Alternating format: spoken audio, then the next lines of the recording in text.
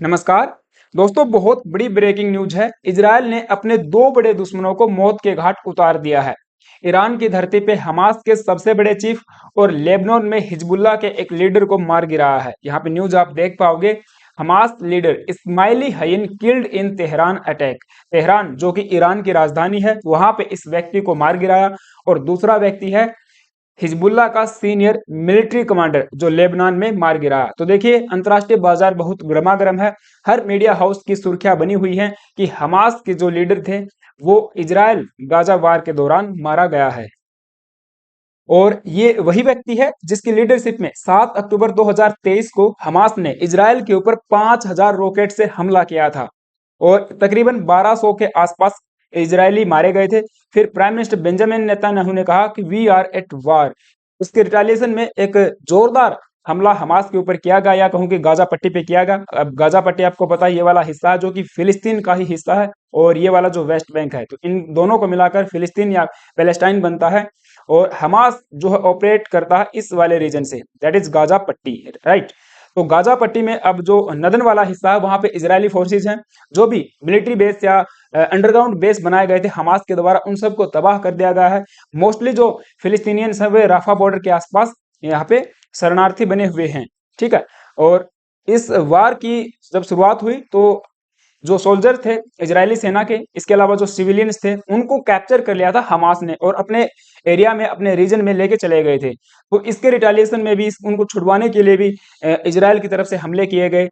Israel's war try after Hamas missile attack. तो एक जोरदार हमला 5000 रॉकेट से जो है हमास ने किया था इजराइल के ऊपर। और ये व्यक्ति इस्माइली जो है इस पूरे हमले का यहाँ पे मास्टरमाइंड था। तो कुछ इस तरीके की तस्वीरें हमारे सामने उस समय आई थी, आप देख पाओगे। ये इजराइल के हालात उस समय बन चुके थे। और ये व्यक्ति का नाम है इस्माइल हनी, जो कि हमास का सबसे टॉप मोस्ट कमांडर था या चीफ था। अब ये ईरान की धरती के ऊपर मारा गया है। नाउ सवाल ये खड़ा होता है, ये व्यक्ति ईरान में क्या कर रहा था। तो आपको पता होगा, कुछ दिन पहले ईरान के प्रेसिडेंट इब्राहिम रईसी की एक चॉपर क्रैश होने की वजह से मृत्यु हो जाती है, जिसके बाद ईरान के नए प्रेसिडेंट चुने जाते हैं, पेजेस्कियन। कल नए प्रेसिडेंट के शपथ ग्रहण समारोह में शरीक होने ये व्यक्ति ईरान पहुंचता है और वहां के टॉप ऑफिशियल से मुलाकात करता है। ईरान के जो सुप्रीम लीडर हैं खामनेई, उनसे मुलाकात करता है, जिसकी जानकारी एक्स के माध्यम से बाहर आती है। इमाम Khamenei meet with Mr. Ismail, head of the political bureau of Palestinian Islamic Resistance Movement Hamas, and Mr. Ziyad al, जो कि सेक्रेटरी जनरल है of the Palestinian Islamic jihad movement. तो कुछ ऐसी तस्वीरें जो हैं सोशल मीडिया पे एक्स के माध्यम से शेयर की गई। तो मोसाद और मीडिया को पता चला कि हाँ, ये व्यक्ति इजराइल में मौजूद है, ईरान में मौजूद है। तो इजराइल की खुफिया एजेंसी मोसाद ने चुपचाप अपना काम किया और इस व्यक्ति का काम तमाम कर दिया। इस बात को कंफर्म किया गया है ईरान की सबसे बड़ी सिक्योरिटी फोर्स आईआरजीसी के द्वारा, Islamic paramilitary revolutionary guard corps. इसने कंफर्म किया in a statement early on July 31 that Hamas leader Ismail was killed in Tehran. तो ये व्यक्ति तेहरान में जो है मारा जा चुका है और हमास ने भी इस बात को कंफर्म अब कर दिया है। इससे पहले 10 अप्रैल को 2024 को इस व्यक्ति के 3 बेटों को भी इजराइल ने मार दिया था। इवन ये कहें कि इसकी पूरी फैमिली को ही इजराइल ने मार दिया था। और यहाँ पे कुछ और भी जानकारी इसके बारे में सामने आई है कि 2017 में ये पॉलिटिकल ब्यूरो का जो है चीफ बनता है, हेड बनता है, और 2006 में फिलिस्तीन का प्राइम मिनिस्टर भी रह चुका है। इसके अलावा एक दूसरी बड़ी खबर हमारे पास ये थी कि इजराइल ने ईरान के साथ साथ लेबनान की राजधानी बेरूत पे भी एक अटैक किया है। एक बहुत बड़ी एयर स्ट्राइक वहां पे की है, जिसमें हिजबुल्लाह के टॉप कमांडर के मारे जाने की खबर सामने आई है। यहाँ पे आप देख पाओगे, हमास ये कहता है कि बेरूत के ऊपर जो अटैक हुआ है वो डेंजरस एस्केलेशन है। इवन मैं आपको आगे बताऊंगा कि रसिया भी इस अटैक को लेकर इजराइल की निंदा कर रहा है। तो यहाँ पे यूएस ने बैक किया है इजराइल को कि नहीं, इजराइल के द्वारा जो अटैक किया गया है वो एक रिटालिएटरी अटैक है, रिटालिएटरी स्ट्राइक है। और ये कहीं ना कहीं हक बनता है इजराइल का कि अपनी सॉवरेनिटी की रक्षा करे, अपने टेरिटरी की रक्षा करे, अपने लोगों की रक्षा करे। Hamas called the IDF retaliatory strike on Beirut targeting Hezbollah commander Fuad Shukr. तो ये व्यक्ति जो है आप देख पाओगे, फाउद शुकर इसका नाम है।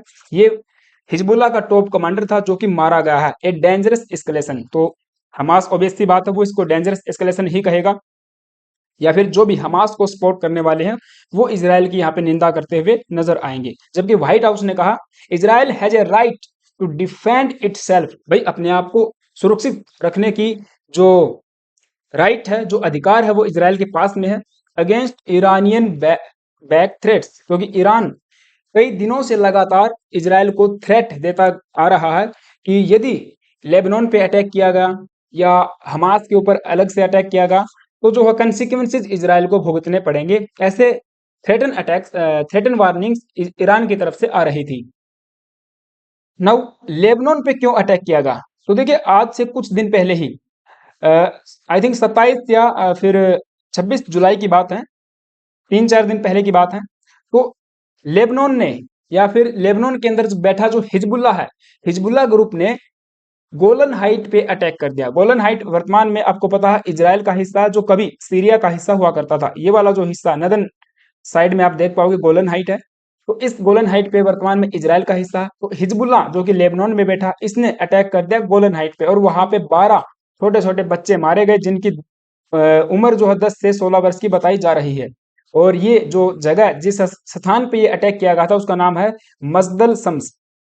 तो यहाँ पे आप देख पाओगे मजदल शम्स हमला, जिसे मजदल शम्स नरसंहार के नाम से भी जाना जाता है। यह तब हुआ जब उत्तरी इजरायली कब्जे वाले गोलन हाइट्स के मजदल शम्स में के डूज शहर में एक फुटबॉल पिच पर रॉकेट से हमला किया गया।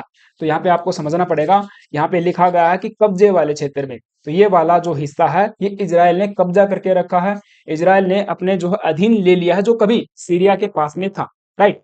और यहाँ पे एक बफर जोन भी यूएन के द्वारा बनाया गया है, आप देख पाओगे this part is controlled by UN. तो एक बफर जोन दोनों के बीच में बना भी गया है। और यहाँ पे लेबनान में बैठा हुआ हिजबुल्ला भी अटैक करता रहता है इसराइल के ऊपर और उनकी टेरिटोरी पे। तो यहाँ पे 12 लोगों की मृत्यु हुई थी, तो उसके रिटालिएशन में ये अटैक जो किया गया है। और इस अटैक के पीछे ही इस व्यक्ति का नाम था जिसका नाम है फऊद शुकर, राइट। और फऊद शुकर भी एक रडार पे था इसराइल के। और यूएस ने भी इसके ऊपर $5 मिलियन का इनाम रखा हुआ था, जो भी इस व्यक्ति की जानकारी देगा तो उसको 5 मिलियन जो है दिए जाएंगे। अब इजराइल ने तो जो है इसका काम ही तमाम कर दिया है, तो आई थिंक ये $5 मिलियन इजराइल को मिलने वाले हैं। Hamas number 1 eliminated in Tehran and Hezbollah number 2 eliminated in Beirut, यानी कि बेरूत जो कि लेबनान की राजधानी है, वहां पे 2 व्यक्ति मारे गए हैं, 2 बड़े दुश्मन हम कह सकते हैं इजराइल के मारे गए हैं। तो लेबनान पे हुए अटैक को लेकर रसिया ने कहा है कि देखिए इजराइल ने जो अटैक किया है ये ग्रोस वायलेशन है अंतर्राष्ट्रीय नियमों का, gross violation of international laws. अब ठीक है, रसिया यहाँ पे निंदा कर रहा है, तो रसिया जो यूक्रेन में कर रहा है फिर वो क्या है, क्या वो अंतर्राष्ट्रीय नियमों का उल्लंघन नहीं है? ठीक है, वो रसिया जो है अपने हिसाब से नियम बना के चलता है, ठीक है, वो दुनिया की किसी की नहीं सुनता। तो ऐसे इजराइल है, इजराइल भी अपने नियमों पे चलने वाला देश है, और जहां पर भी इसके दुश्मन रहेंगे उनको चुन चुन के ढूंढ ढूंढ के मारने का काम मोसाद जो करती रहेगी। अब ये खबर थी, आई होप कि आपको चीजें समझ में आई होंगी। आपका क्या ओपिनियन है इस पूरे इंसिडेंट पे, तो मुझे कमेंट बॉक्स में जरूर बताना। और हाँ, चैनल पे आप नए आए हो तो प्लीज गाइज एक सब्सक्राइब करना और बेल आइकन प्रेस करना। Thank you, have a nice day.